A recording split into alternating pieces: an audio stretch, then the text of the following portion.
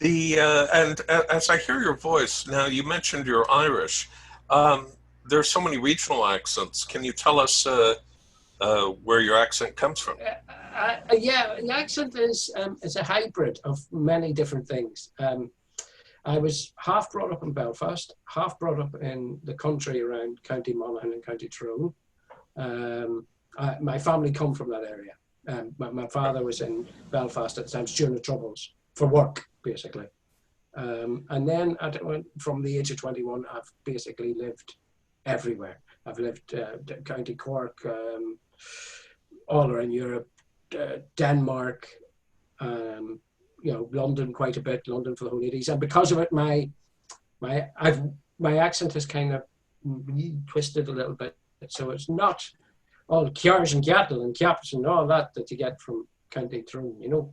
So. Yes. So it's sort of Frankenstein's accent then. It is. It's a Frankenfurter's accent. I guess back to your work. So the Tales of Trumplethinskin is essentially a set of 3 stories. Let's go through them. Can you tell me about the first one? Okay, the first one is Trumplethinskin and the Wizard Bonespurs. And it follows. Trumplethinskin has had a bit of a shock. A character called Daffy Draft has come along and said he wants him to go to Vietnam. But Vietnam is not a nice place, according to Trumplethinskin. He doesn't like it. There's poor people there. He doesn't do with poor people very well and stuff like that. So, in order to get out of it, he heads off into the woods to seek out a mystical character called the Wizard Bonespurs, who has the magnificent power of being able to make believe anything. So he goes there with a hope that the Wizard Bonespurs will make believe something that would get him out of having to go to Vietnam.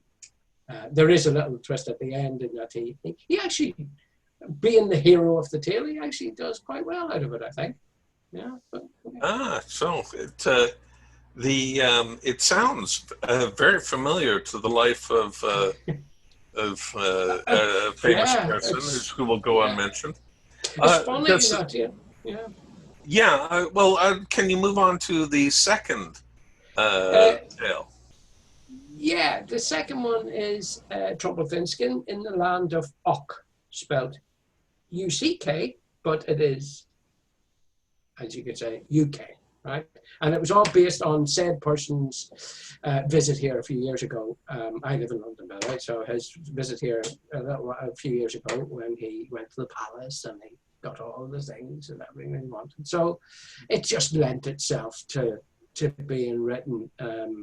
There wasn't an intention to do 3 books. As a matter of fact, I only spitballed the first one, The Wizard Bonespurs, with 500 words, and then we went with it, and then the publisher said, can you do another 2? So the second one, I kind of said, the old right, well, let's do him here, because I can get to play with new characters that are not in the American sphere.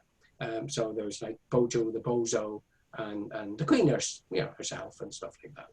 Shove them in, and it's a typical storybook trope as well. People visiting the castle. So I went with that one. Well, and I guess for the real person who considers himself royalty would find the trappings of real royalty to be very interesting. Very desirous. He wants it. He wants it all. But most don't know anything else. He wants the throne. Well, I'll look forward to that. Can you give our listeners out there a little bit about the third in this trilogy? Yeah, the third one is a play on a children's classic, and it's Trumplethinskin and the Gigantic Peach. Poor old Trumplethinskin is terrified by a lot of things, mostly that the creatures that live in the forest around him called the Congristers. Most of all, there's one called Dancy Nancy. And he doesn't like them. They say bad things about him and stuff like that. He doesn't like that. Another thing he's terrified of is fruit, because he only exists on chocolate cake. That's his Trumplethinskin only eats large, big slabs of chocolate cake. That's what he does. He eats ale. To basically make sure he toes the line and becomes a bit more affable and friendly with people, Dancy Nancy decides to grow him a gigantic peach. And the inference with a word with M in front of that is probably, the IM in front of that is probably evident as well. So. There are lots of interesting things for the inspiration for this tale coming in the recent future. He may have to move, or he may be allowed to stay for another 4 years. In either event, do you think we could have a fourth book of the trilogy, as it were? We would hope. Well, actually, on the website itself, which is the Tales of Trumplethinskin.com, it actually, we have asked people, anybody reading the books and that, to become a part of it and to give their suggestions as to what we could do next. One of the ideas for the books is that we would maybe, he could go to the land of Braz, where Balsanocchio lives, or he wants to build a palace. And there's a few suggestions there. We've also asked people to throw in those. But the nature of the material as it is, win or lose, I don't think the source character is going anywhere. I think we could go with this for a long time. I would particularly like seeing Olivia to do a Bojo the Bozo book standalone. But yeah. Yes, well, he certainly deserves the treatment of a fairy tale, doesn't he? Yeah, he does. He lends it. Just by the Bojo the Bozo character was actually my favourite to draw. When I finished it, I was so delighted with it. So, yeah. Well, I think you mentioned a website.